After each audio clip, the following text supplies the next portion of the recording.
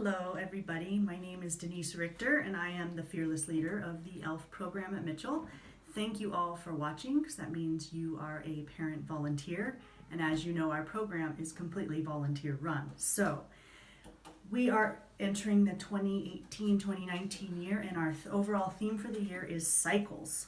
A lot of exciting learning will be happening in ELF, and our first unit is called Meet a Tree. So we're going to be talking a lot about trees and the cycles they go through and the parts, and it's really hands-on and very relatable because kids can see trees everywhere they go, which is great.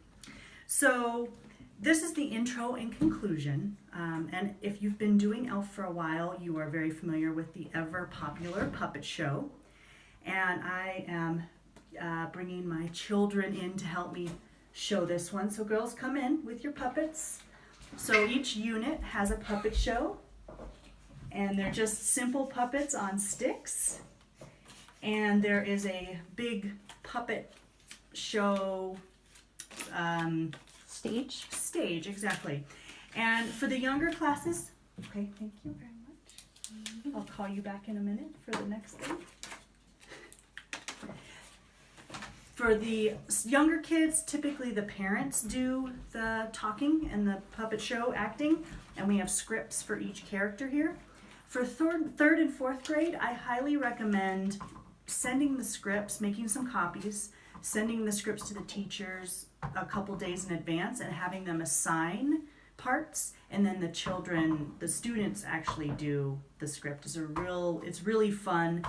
The kids get into it and they laugh at each other in a good way, and it's a way to get them involved in the puppet show. So that's always a good one to start with because it does kind of overview the unit, and it's just a lot of fun. Everybody loves it. We also, for this one, we also have a slideshow which will be in this folder. There will be a link with all of the ELF information on the PTA website to get to the slideshow online. So you can do that. You can just arrange to use the teacher's laptop, which is connected to a smart board and projector.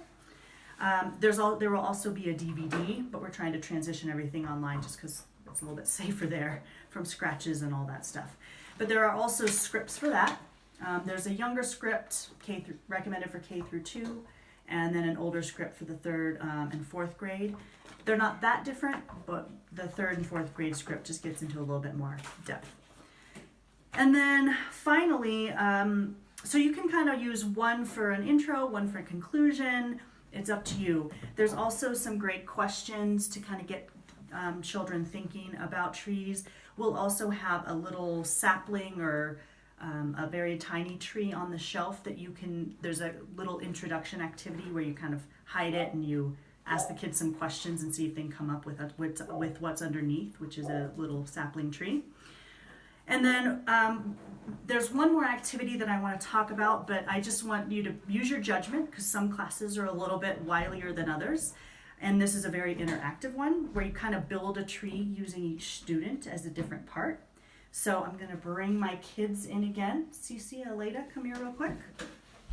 So there's a whole bunch of these, and they have different parts. Like this one says roots, and it tells you how many children to recruit for that part.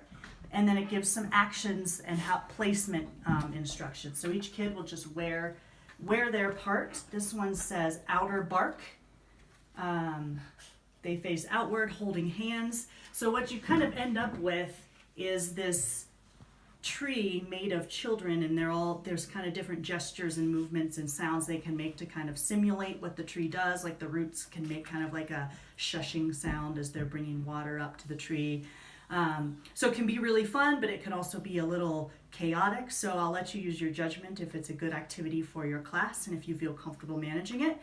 But it is a pretty cool illustration of all the different parts of the tree and how they work together. And it does get the kids involved. So that can be a good conclusion activity. I think that's it for the intro and conclusion. If you have any questions, please email us at mitchellelf@gmail.com. And sorry, our cats are playing and they're making us laugh. And please let us know if any supplies run low or anything like that. So thank you and have fun.